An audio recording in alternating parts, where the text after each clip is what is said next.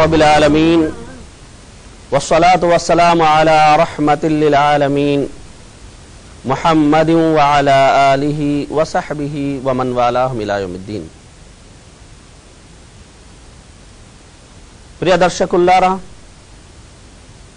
Guidance to Allah అన్న ఈ కార్యక్రమంలోకి మిమ్మల్ని ఇస్లామీయ పద్ధతిలో ఆహ్వానిస్తున్నాము. అస్సలాము అలైకుం వరహ్మతుల్లాహి వబరకాతు.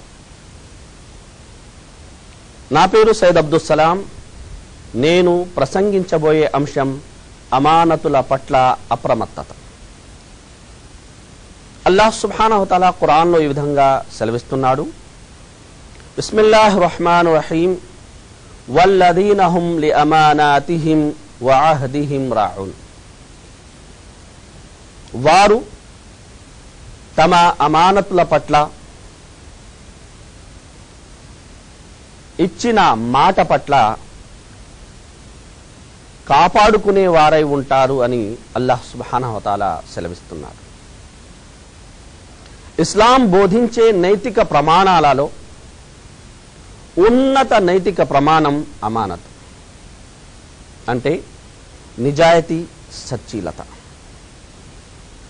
మనం చేసే పని ఏదైనా సరే అందులో మనం పూర్తి నిజాయితీ కలిగి ఉండాలి, సచ్చీలత కలిగి మనం వ్యవహరించగలగాలి.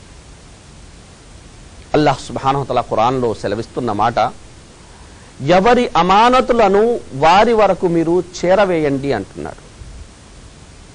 ప్రియ దర్శకులారా, సృష్టి మొత్తంలో గొప్ప అమానతుదారులు ప్రవక్తలు. ప్రవక్తల్లో అగ్రజులు మహాప్రవక్త ముహమ్మద్ సల్లల్లాహు అలైహి వసల్లం. దైవ దౌత్యం ప్రసాదించక ముందు గాని, దైవ దౌత్య బాధ్యతలు ప్రసాదించిన తర్వాత గాని ప్రవక్త ముహమ్మద్ సల్లల్లాహు అలైహి వసల్లం వారు నిజాయితీగా వ్యవహరించేవారు. ఈ కారణంగా జాతి ప్రజలు ఆయన పేరు తీసుకొని పిలవడానికి బదులు సాదిక్, అమీన్ అని పిలిచేవారు. కనుక హజ్రే అస్వద్ సంఘటన చోటు చేసుకుని వివాదం అనేది అక్కడ తలెత్తినప్పుడు మొదట మస్జిద్ హరాం ప్రాంగణంలోకి ప్రవక్త ముహమ్మద్ సల్లల్లాహు అలైహి వసల్లం వారు రావడం గమనించినాక జాతి ప్రజలు ఇచ్చిన సాక్ష్యం ఏమిటి తెలుసా? హాదల్ అమీను రదీనా. అదుగో నిజాయితీపరుడు, సచ్చీలత గలవాడు, అతని ఏ తీర్పైనా సరే మాకు శిరోధార్యమన్నారు. అలాగే రోమ్ రాజు హిరక్ల్ అబూ సుఫ్యాన్ని ప్రవక్త ముహమ్మద్ సల్లల్లాహు అలైహి వసల్లం వారి గురించి ప్రశ్నించినప్పుడు అబూ సుఫ్యాన్ ఇచ్చిన సమాధానం, ప్రవక్త ముహమ్మద్ సల్లల్లాహు అలైహి వసల్లం నమాజు గురించి ఆదేశిస్తారు, మాటకు కట్టుబడి ఉండటం గురించి ఆదేశిస్తారు, అలాగే అమానతుల పట్ల అప్రమత్తత గురించి ఆదేశిస్తారు అని సెలవిచ్చారు. అది విన్న హిరక్, అవును ప్రవక్తలు ఇలానే ఉంటాడు అని చెప్పారు. ప్రియ దర్శకులారా, మనం ఒక కఫీలు కింద పనిచేస్తున్నాం, లేదంటే ఒక కంపెనీ కింద పనిచేస్తున్నాం.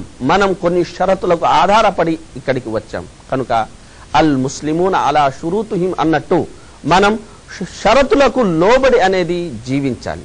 మనకు అప్పగించబడిన పనిని మనం నిజాయితీగా, సచ్చీలత కలిగి అనేది పనిని పూర్తి చేయాలి. ముఖ్యంగా కువైట్ ఇళ్లలో పనిచేసేవారు వారి పిల్లల్ని మరింత జాగ్రత్తగా, మరింత అప్పగించబడిన అమానతుగా భావించి వారు చూసుకోవాల్సి ఉంటుంది. మన మాట మొదలవుతుంది. అయితే ఓ చిన్న విరామం తర్వాత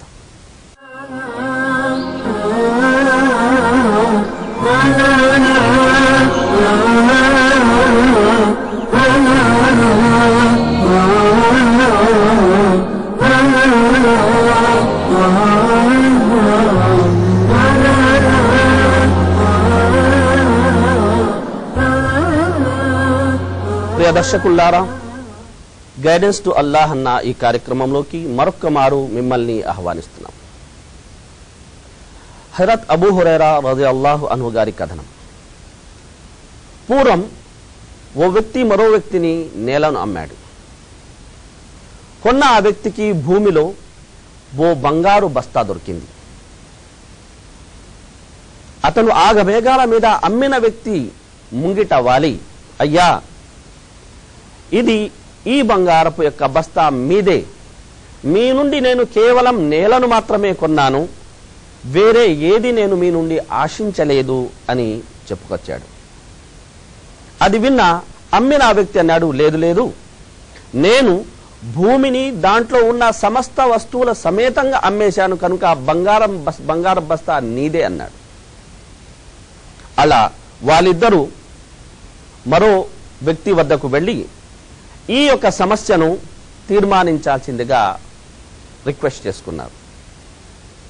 అప్పుడు ఆ వ్యక్తి తీర్పు ఇస్తూ, మీకు ఎవరికైనా కొడుకున్నాడా అంటే ఒక వ్యక్తి అన్నాడు, నాకో కొడుకు ఉన్నాడు. మరో వ్యక్తి అన్నాడు, నాకో కూతురు ఉందని.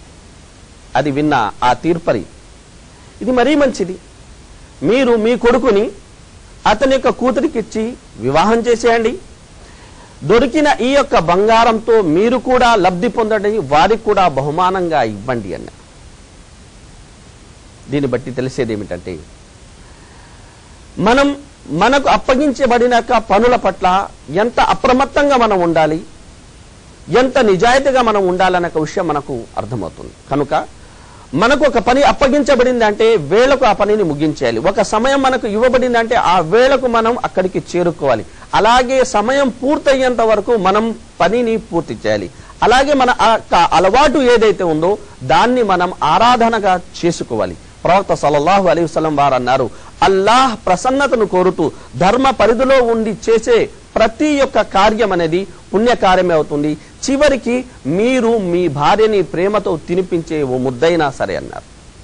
అబ్దుల్లాహ్ బిన్ దీనార్ రజియల్లాహు అన్హు గారి కథనం ఆయన అన్నారు, నేను అబ్దుల్లాహ్ బిన్ ఉమర్ రజియల్లాహు అన్హుమా గారితో మక్కాకు ప్రయాణమయ్యాను. దారి మధ్యలో విశ్రాంతి కోసం మేము ఆగాం. ఓ కొండ చాటు నుంచి ఓ గొర్రెల కాపరి మా వద్దకు వచ్చాడు. అబ్దుల్లాహ్ బిన్ ఉమర్ రజియల్లాహు అన్హుమా అతన్ని ప్రశ్నించే నిమిత్తం అన్నారు, చూడు ఓ గొర్రెల కాపరి, మాకో గొర్రెను అమ్మేయని.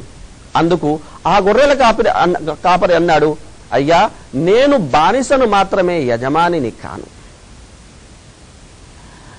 అబ్దుల్లాహ్ బిన్ ఉమర్ రజియల్లాహు అన్హు, సరే ఒక గొర్రెను తోడేలు తినేసిందని నీ యజమానికి చెప్పొచ్చు కదా అని చెప్పారు. అది విన్న ఆ గొర్రెల కాపరి, మీ మాట వినడానికి బాగానే ఉంది, నా యజమానికి నేను ఏదో ఒకటి చెప్పగలను, అయితే యజమానులకు యజమాన అల్లాహ్ సుబ్హానహు వతఆలకు నేను ఏమని సమాధానం చెప్పాలి? ఎవరి నుండి నా యొక్క ఈ చర్య దాచబడిన అల్లాహ్ నుండి ఈ యొక్క నా చర్య ఎలా దాగుతుంది అని ప్రశ్నించాడు. అది విన్న అబ్దుల్లాహ్ బిన్ ఉమర్ రజియల్లాహు తాలా అన్హుమా గారి యొక్క కళ్ళ నుండి కన్నీళ్లు జలజరి వలె రాలాయి. తర్వాత అబ్దుల్లాహ్ బిన్ ఉమర్ రజియల్లాహు తాలా అన్హుమా వెళ్ళి అతని యజమానితో కలిసి అతను ఎంత పైకం ఆశిస్తున్నాడో అంత పైకాన్ని చెల్లించి ఆ యొక్క గొర్రెల కాపరిని బానిసత్వం నుంచి బంధ విముక్తి చేశారు. చూశారా, మనిషి తన యొక్క వృత్తి పట్ల కనబర్చే యొక్క నిజాయితీ ఎంత సత్ఫలితాన్ని ఇచ్చిందో. బానిసత్వమును సంకెళ్ల నుండి అతన్ని అది కాపాడింది. కనుక అభిమాన సోదరులారా, కువైట్ ఇళ్లలో పనిచేసే మనం ముఖ్యంగా పెద్దల విషయమై చాలా అప్రమత్తంగా మసలుకోవాల్సి ఉంటుంది.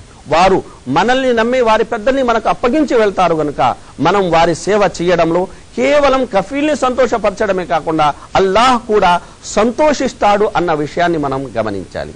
ఇంతసేపు మా ఈ కార్యక్రమాన్ని శ్రద్ధగా వీక్షించినందుకు మీ అందరికీ హృదయపూర్వక ధన్యవాదాలు. వస్సలాము అలైకుం వరహ్మతుల్లాహి వబరకాతు వ ఆఖిరు దఅవానా అనిల్ హమ్దులిల్లాహి రబ్బిల్ ఆలమీన్.